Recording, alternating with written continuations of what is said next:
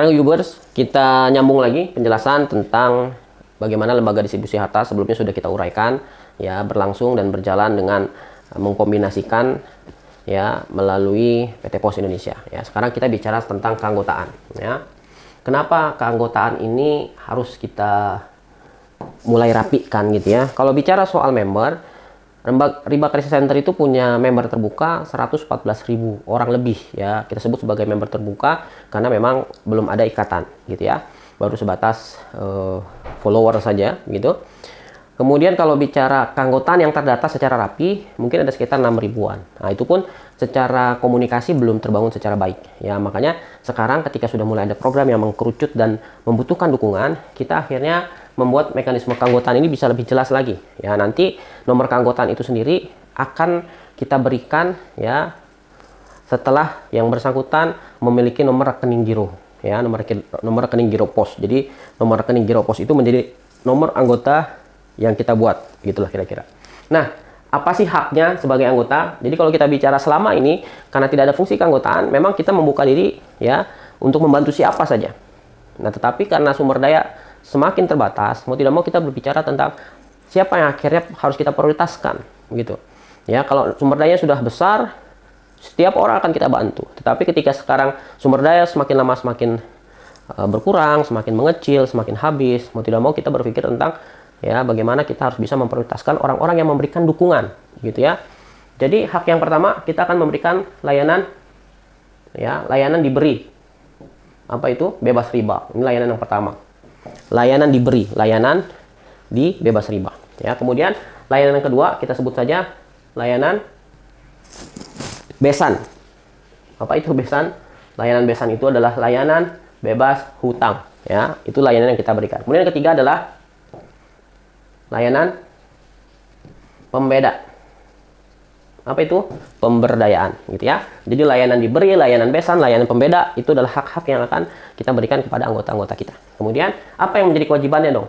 Nah, kewajiban ini kan bicara soal dukungan, keberpihakan, ya, ditunjukkan dengan setiap anggota memberikan apa yang menjadi keharusan sebagai anggota tadi, ya. Apa itu? Kita hanya mensyaratkan satu saja, syirkah. Ya, syirkah. Dan syirkah ini, ya, kalau kita bicara bagaimana hikmah syirkah, ya, kita ingin mengundang kehadiran Allah, begitulah. Ya, bayangkan Allah adalah pihak ketiga dari pihak-pihak yang bersyirkah selama setiap pihak menjalankan secara amanah, gitu ya. Kita berharap syirkah ini mengundang kehadiran Allah, begitulah kira-kira. Ketika riba Allah benci, Allah perangi, Allah jauhi, maka syirkah yang menjadi lawannya, ya, mudah-mudahan Allah bersama dengan syirkah-syirkah kita. Jadi syirkah ini kita buat secara hitungan kecil sekali, ya. Jadi dimulai dengan 10.000 rupiah, ya. Kemudian ada syirkah 100.000. Kemudian ada syirkah 1 juta. Jadi maksimal syirkah kita itu 1 juta, ya. Sementara layanan yang paling minimal 10.000, ya. Sebutlah ini, ya, tafahumnya. Level tafahum, ya. Kemudian di sini sebutlah level ta'awun. Kemudian di 1 juta sebutlah level takaful, ya. Biar ini senada dengan prinsip guyub atau ukhuwah Islamiyah yang lagi juga kita bangun. Nah, peruntukannya untuk apa saja? Untuk level tafahum, ya, yang 10.000 rupiah itu akan kita peruntukkan sebagai mudharabah mutlaqah, ya. Mudharabah mutlaqah itu adalah kegiatan bisnis yang ditunjukkan untuk semua kegiatan, gitu ya. Jadi kita sekarang punya home care dan personal care, ya. Ini kegiatan bisnis rutin yang sudah kita jalankan. Jadi memang menyasar kebutuhan rutin yang setiap orang pasti gunakan, setiap orang pasti pakai, gitu ya. Ada sabun cair untuk sabun mandi, kemudian juga ada pembersih rumah, gitu ya, dengan segala macam variannya. Kemudian juga ada beras. Ini adalah kegiatan pokok yang ditopang nanti dari syirkah 10.000. Karena ini syirkah, maka tentu akan ada potensi bagi hasilnya, ya. Itu nanti akan kita hitung setiap tahun dan akan kita distribusikan dan kita informasikan kepada seluruh anggota, gitu ya. Kemudian di level ta'awun yang di 100.000 ini kita akan buat mudharabah muqayyadah.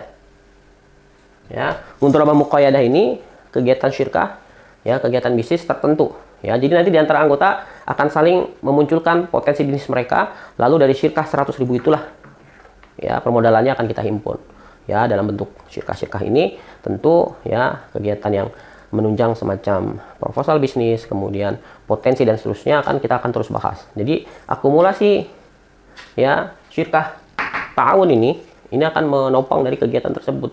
Jadi kalau bicara 100.000 bisa apa sih? Ya, itu kalau 100 ribunya satu orang. Tapi kalau 100 ribunya itu 1.000 orang, ya, itu jadi 100 juta.